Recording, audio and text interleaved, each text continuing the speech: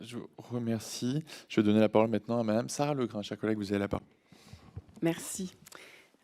Bonjour, je vais revenir sur un épisode en particulier.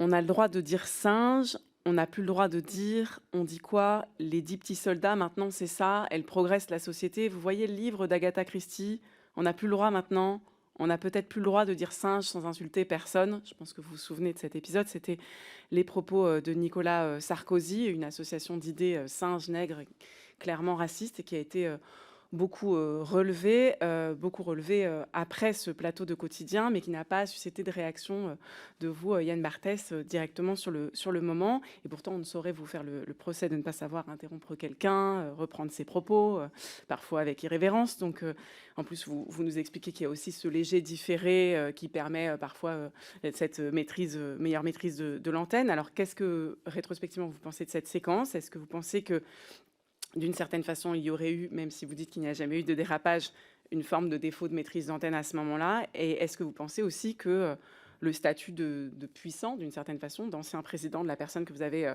devant vous, vous retient d'intervenir comme vous auriez peut-être pu le faire avec d'autres?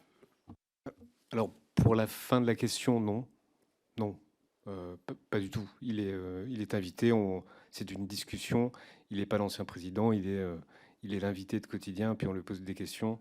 On pose des questions normalement. Donc non, je suis capable d'interrompre Nicolas Sarkozy. Pour ce qui est de ce dont vous parlez, en fait, je pense que sur les réseaux sociaux, ça a clairement été sorti du contexte. Et je vais pas vous...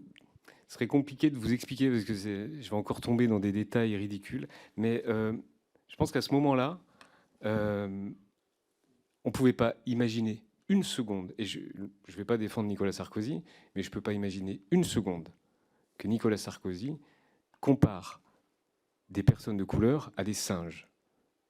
Quand il le prononce, je ne peux pas l'imaginer une seconde. En régie, pareil, puisque encore une fois, j'ai une oreillette. Je ne peux pas imaginer une seconde que Nicolas Sarkozy puisse comparer une personne de couleur à un singe. Et je pense sincèrement qu'il n'a pas dit ça. Il s'est passé quelque chose en plateau qui ne s'est pas vu. Et c'est là où je rentre dans des explications qui ne vont pas vous intéresser. C'est qu'il y a eu un échange de regards avec quelqu'un d'autre qui avait l'air de ne pas comprendre comme ça. Et donc il a voulu sauter une étape dans sa démarche. Et puis ces deux mots se sont entrechoqués et ça a créé une polémique en la sortant sur les réseaux sociaux. Mais très sincèrement, je ne pouvais pas imaginer une seconde qu'il se passe ça, qu'il puisse dire ça. Et quand on est sorti de l'émission, on n'en a même pas parlé. Allez-y, chers collègues. Je vous remercie. Donc là,